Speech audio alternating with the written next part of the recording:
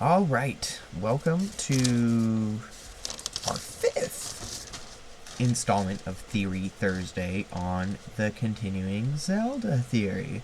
I am the theoretical theorist, and welcome. This is actually going to be released a little bit later in the day than usual. I'm going to do a twofer today. Specifically, a couple reasons. This is a really juicy point. It's a very interesting for everything that's going on right now with the recent release of Skyward Sword. And, well, I didn't do a video yesterday, so I kind of just want to push out another one. So, today's theory, again, is going to kind of stem off the last theory. So we're going to kind of recap as we have. I know this is progressively going to get longer and longer recap each day. Hopefully, I believe, yeah, we're going to be coming up to a place where we're going to stop doing that as much. But for now, get my papers in order. Let's just kind of do the recap of what we've talked about so far on this specifically line of logic. First thing we talked about was the fact that timelines didn't split specifically because of the people going back in time and stuff, but specifically different pieces of the Triforce being split into different timelines.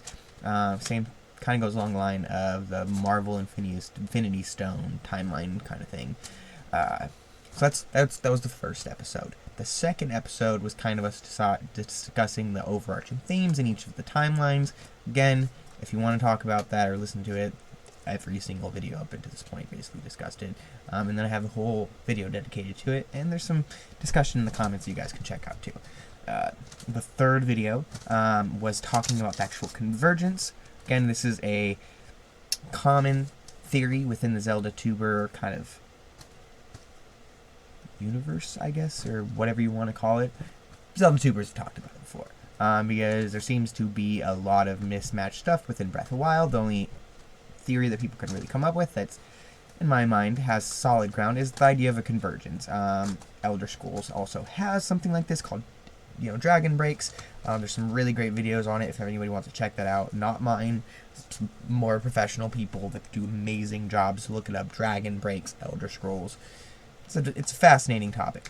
But essentially that's what happened here. And now there has been a convergence of all three timelines. And this is actually due to the pieces of the Triforce actually being put together in one and found in another, thus unifying them into the unified converged timeline. Again, I have a whole video about this. Feel free to ask me questions in the comments if I didn't make something clear.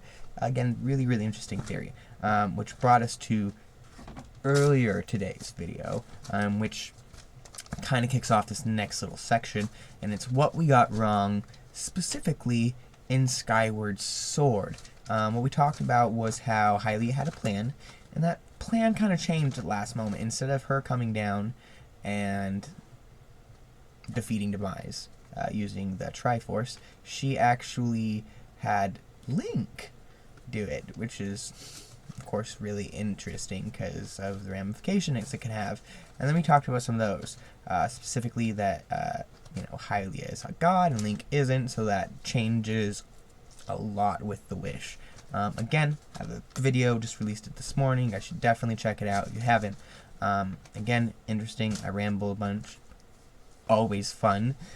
But yeah, so that's where we're at this point in time, which kind of segued into our next topic, and specifically it is Link's failures.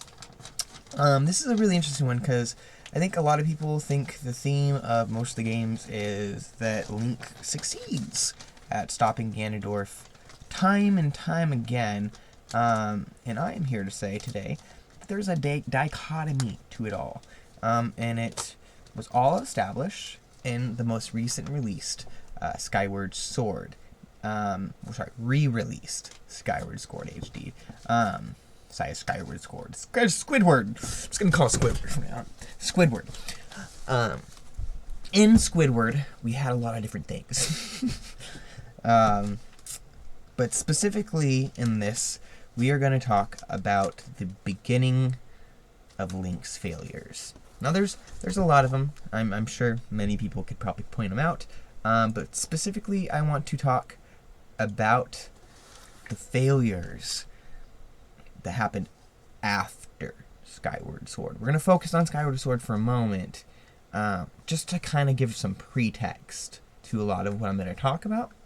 But I really want to focus on what is a reoccurring theme in all the other games. And something that I think the devs did intentionally, because the wording is specific. So again, this is a Link's Failures, a Zelda theory. Let's take a step back for a minute, and since everybody's playing Skyward Sword HD, this is a story that everybody's getting familiar with, or re-familiar with, and that is the history of the Master Sword.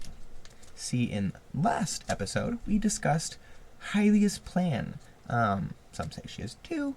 I say she just had one that kind of was multifaceted. But one of those was to create Fi.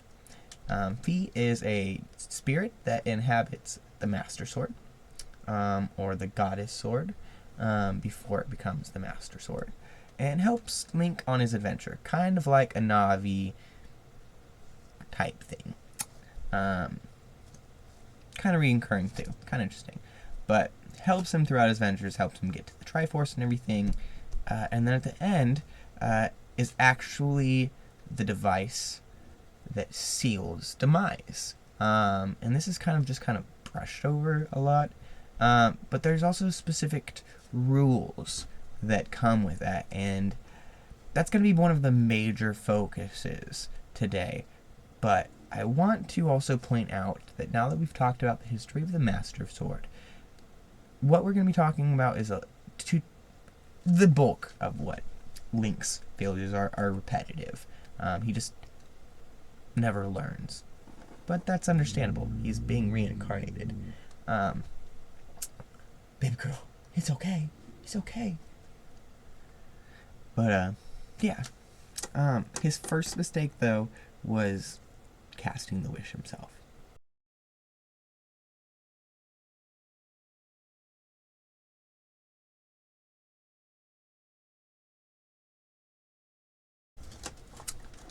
Welcome.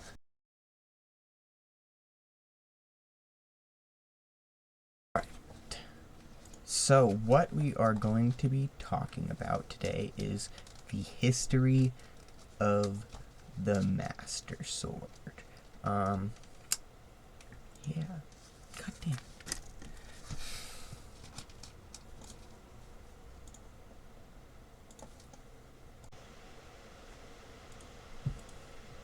So yeah. Sorry about that break. Besides the fact that Link never really seems to learn his lesson, there's not too many other failures we're going to talk about today, other than his first one, which is just that he made the wish. Shouldn't have done that. Should have left it to Hylia. Watch earlier video to find out why. Very important.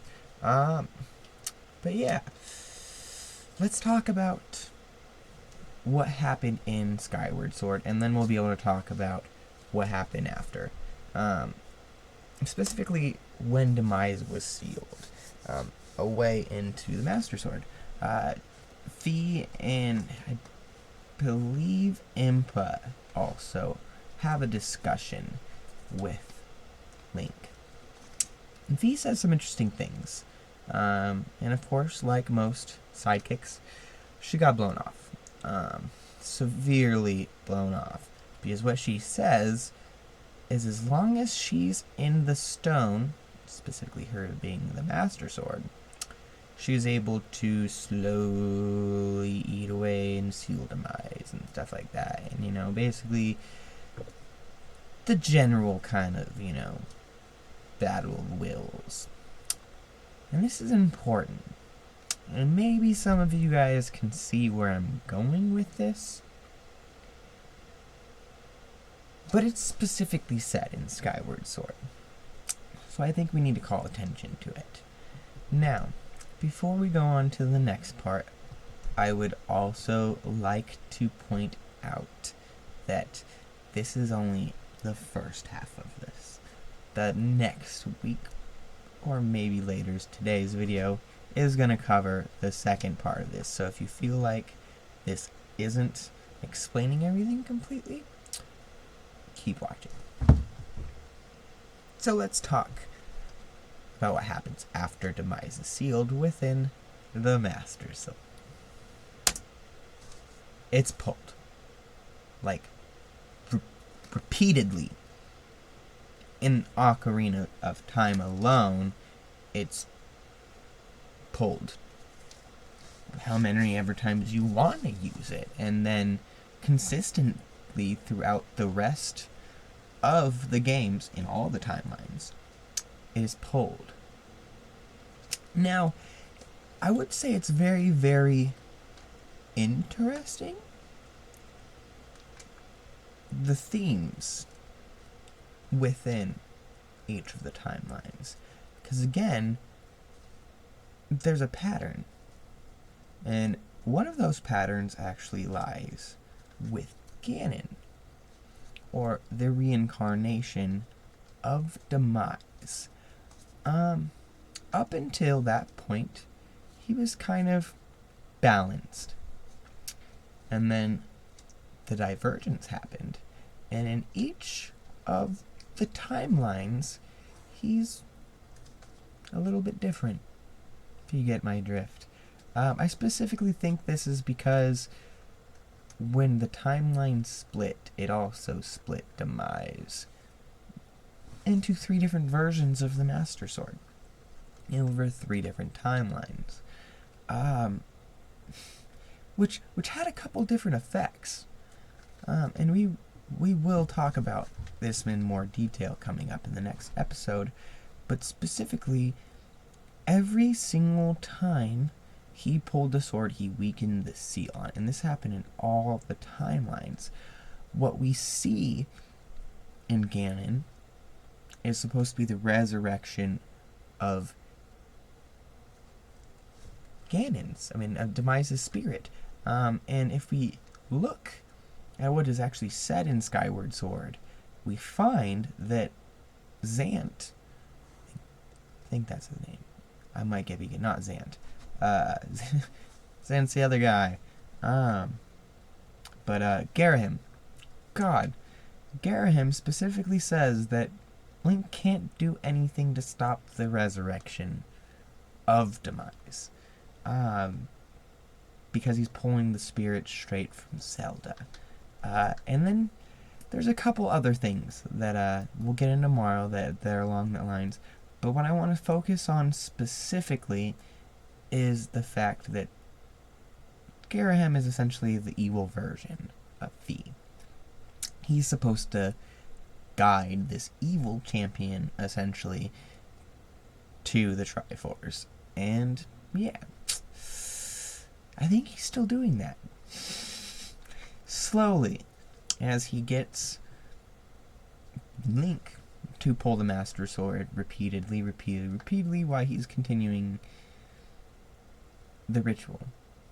Slowly sapping Zelda's spirit. Now, crazy idea, right? I know. He's slowly freeing Demise. At least that's what it would seem. And I know you guys are probably, what do you mean now? But this is actually where I'm going to have to tell you, you gotta come back next time, because that's what our next video is about. Specifically, is Demise actually the Ganon that we see in the Breath of the Wild 2 trailer?